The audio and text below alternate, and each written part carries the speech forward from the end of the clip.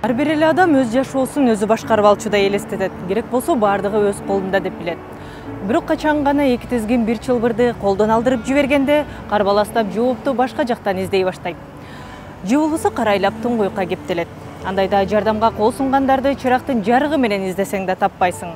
Дал ошондой турмуштун оор сыноосуна кабылып, бирок дагы деле жан өрөп, жакшылыктан үмүт үзбөгөн каарманыбыз тууралуу сөз кылабыз. Жашоонун бороону да, жан кыйнаган оору да мындай өзгөчө адамдарды баш ийдире албайт.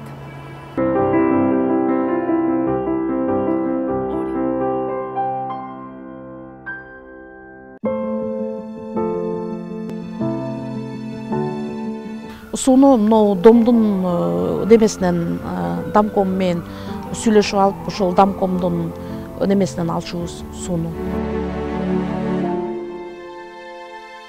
Мондан мол комок ичин тапчаң кылып, утеплять этип, жылуулап, эки балам менен ушул жерде мына берден кеткениме бир эле неделе болду. Ушул убакка чейин ушунун ичинде жашадым. Күнү кечинде ыйлайт. Кечинде мага көрүп өзүм ыйлагым келип, кечинде үйгө келгим да келди. Эртең менен чыгып кетем, кечинде кечкене. Балам тинтип окуудан, сабактан окуп, бир эмес эки окуу жайда окуп келип, анан кайра түнкү бир малга чейин иштеп келгенде жүрөгүм ооруйт, аяйм. Муну менен тең балдар азыр ойноп эле жүргөн маалы да. А менин балам болсо нет, уже кадимкидей почти бир семьяны эле багып калды да менин балам.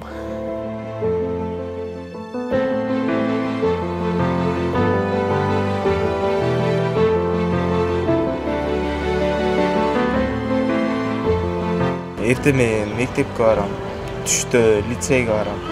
Кечинде бул жакка келем.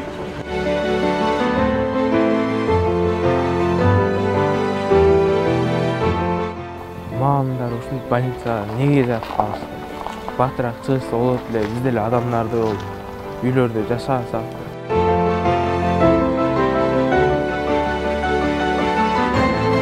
Почти 10 күндө результаты келди. Гепатит, переходящий в цирроз печени деп. Ошол эле больницада болдук, дары-парыларын ошол жактан эле алып. Врач айтты, силер только бизде жасалбайт деди, мындай трансплантация печени. Бул боорду пересадка кылыш керек. Алсыз болбойт.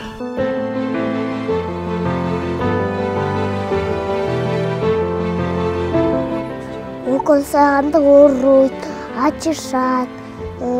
Уколду сай ошондон кийин коюп койсо өлө оору берет.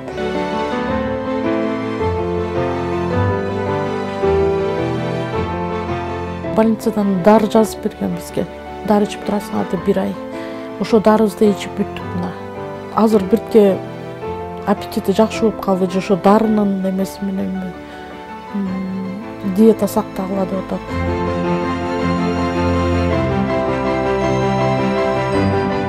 Доктор айткандай кылып атам. Жаңкы суга ойносо болбойт мага. Жаңкы айтканын кылбаса мичим болсо чоңое берет.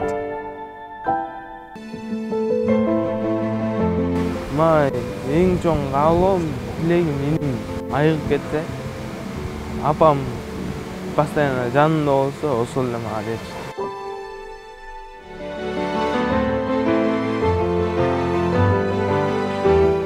Азыр ушу балам менен болуп эле отурам. Жумуш таап иштейин десем, баланы караганга эч ким жок.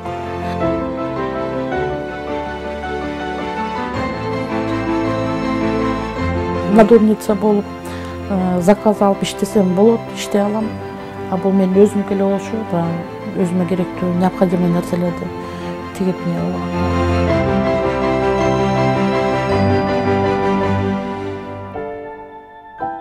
Кээ бир адам сыртка чыгарып, буркан шаркан болуп, бакырып өкүрүп илеп алат. Жок, бул андай эмес, көп билгиспейт.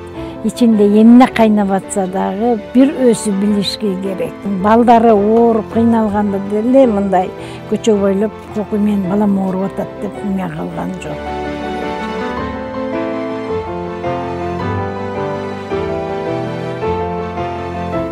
аябай жаман акыбалда болчумун.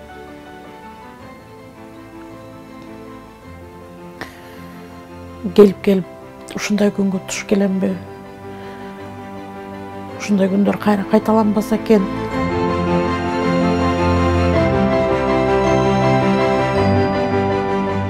Ооруп калсам ыйлайт, же мен ыйласам мамам чогуу ыйлайт. Мамамды өлө жакшы көрөм.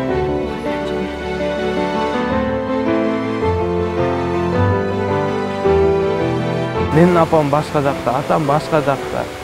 Неге андай болбойт деп ошондо өзүмө суроо берген. Азыр эми апамы кандайсың жакшы жагынан колдоп неме кылгым келет да. Атам менен деле сүйлөшөйүн да, бирок ал менен сүйлөшпөйт. Биз жашабаганыбызга 6 жылдан ашып калды. Бирге жашабаганыбызга. Ошондон бери эле мен 2 балам менен өзүм эле окат кылып келатам.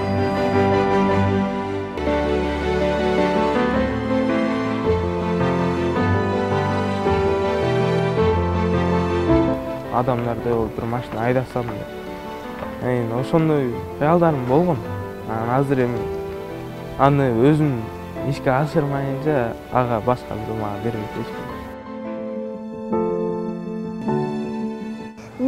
Мен врач болуп, мамам ооруса же жөтөлүп калса, өзүм айыктырам. Жаштын тилегин берет дегендей, ошо тилегине жетсе экен деп эле отурам.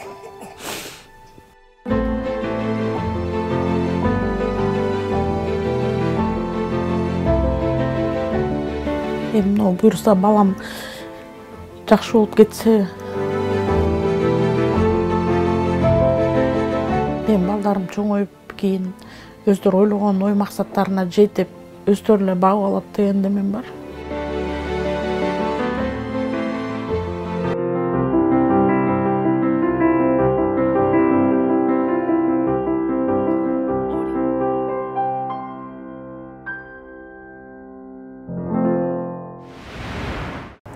Оору менен алпурушкан адам үчүн өмүрдүн ар бир мүнөтү, ар бир секунду акча менен бааланып калгандай сезилет. Болгондо да көп каражатка. Айтайын дегенибиз, ооруну четтетүү жалгыз гана кымбат баадагы операцияга байланыштуу болгондогу убайымдуу учур. Дарыгер болууну кыялданган кичинекей Акылбекке жардам берип, анын тилегинин орундалышына үлүш кошууну каалагандар экранда көрсөтүлгөн дарек аркылуу кайрылсаңыздар болот.